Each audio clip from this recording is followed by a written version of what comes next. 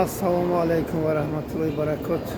Мардуми шарифи тоҷик, умедворам ҳама каса хуб ва саломат ҳастед. навор боз ҳам кӯтоҳак аст. навори пайрави эмомалӣ шарипович раҳмоновро мо нашр кардем. он мардак бо ҳамроҳии эмомалӣ раҳмонов соли 1992 ва 93 150 000 тоҷикро куштанд. акнун азоби аллоҳро дидед, ки он мардак чӣ қадар ранҷ мекашад, чӣ қадар азоб мекашад. дили ман ҳам реш шуд, ки субҳаналлоҳ, одам чӣ қадар азоб мекашидааст.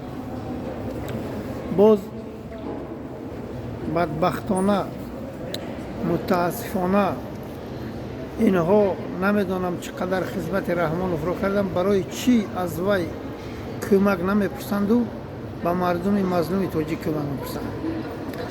пас инҷо маълум мешавад, ки раҳмонов ҳар одаме ки истифода бурд, вайро дастгирӣ намекунад ва кӯмак намекунад. ҳамватанони азиз, аз ҳаматон хоҳиш мекунам, бояд бедор шавед. миллати тоҷик, чоплусҳо, ин барои шумо дарс аст.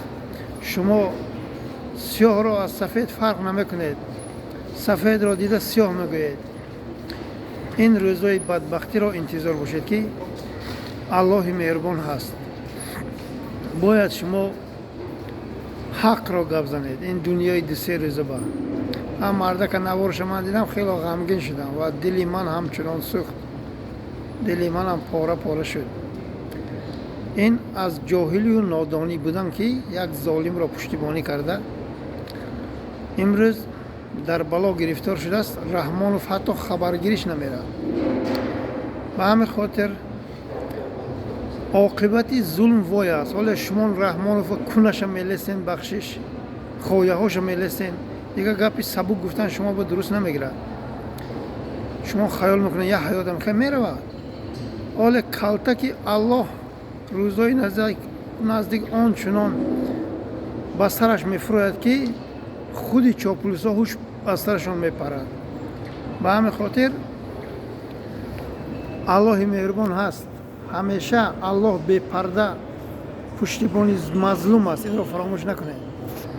на ғамнияти раҳмонов, на 400 моғулу манғити террористи тоҷиккуши раҳмонов ҳеҷ гоҳ ва ҳеҷ гоҳ пуштибони раҳмонов намешавад. инро фаромӯш накунед. вақт аз оне ки нусрати аллоҳ ки омад, ғазабе ки аллоҳ ки омад, раҳмонов пеши роҳи ҳеҷ чизро гирифтан наметавонад. ассалому алайкум ва раҳматуллоҳ.